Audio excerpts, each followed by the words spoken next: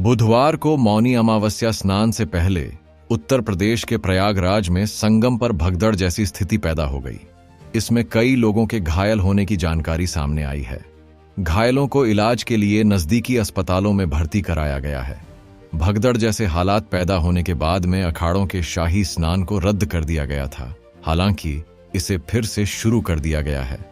दुनिया का सबसे बड़ा धार्मिक समागम माने जाने वाला कुंभ मेला इतिहास में भी कई बार भगदड़ की घटनाओं का गवाह रहा है। आइए जानते हैं कि कब कब कुंभ मेले में मची भगदड़। कुंभ मेले में हुई भगदड़ की घटनाएं लोगों की प्रेसनी बढ़ा दी है। साल 1954 का कुंभ मेला भारत की आजादी के बाद पहला मेला था। इसको एक त्रासदी के तौर पर भी याद किया जाता है। 3 फरवरी 1954 को इलाहाबाद, अब प्रयागराज में कुंभ मेले में मौनी अमावस्या के शुभ अवसर पर पवित्र स्नान करने के लिए बड़ी संख्या में श्रद्धालुओं की भीड़ पहुंची थी। उस वक्त भगदड़ मच गई। इसमें लगभग 800 लोगों की मौत हो गई थी। इंडिया टुडे की रिपोर्ट के मुताबिक साल 1986 में कुंभ मेले में एक भगदड़ मच गई थी। इसमें कम से कम 200 लोगों की जान चली गई।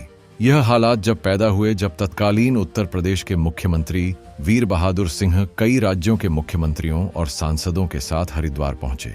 जब सुरक्षा कर्मियों ने आम लोगों को नदी के किनारे जाने से रोक दिया तो भीड़ बेकाबू हो गई है और भगदड़ मच गई। महाकुंभ में कैसे मची भगदड़? इसी तरह की एक त्रासदी साल 2003 में भी देखने को मिली थी।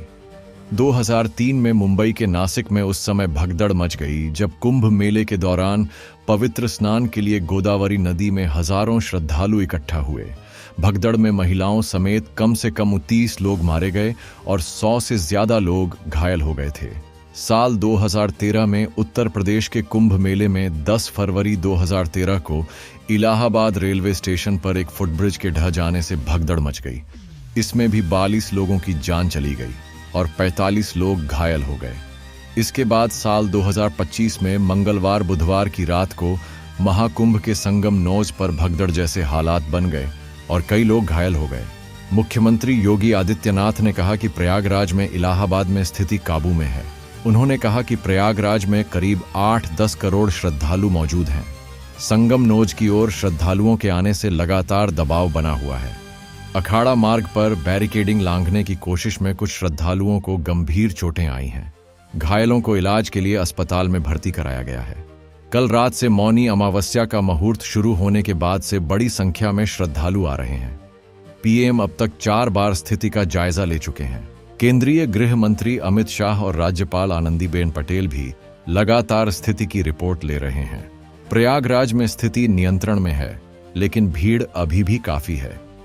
विभिन्न अखाड़ों के संतों ने विनम्रतापूर्वक कहा है कि श्रद्धालु पहले पवित्र स्नान करें और भीड़ कम होने पर अखाड़े पवित्र स्नान के लिए आगे बढ़ेंगे।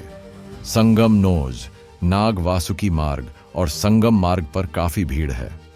मैं श्रद्धालुओं से अपील करता हूं कि वे किसी भी अफवाह पर ध्यान न दें। पूरे कुंभ क्षेत्र में घाट बनाए गए हैं। श्रद्धालुओं को संगम की ओर जाने की जरूरत नहीं है। नई खबर के लिए चैनल को सब्सक्राइब करें।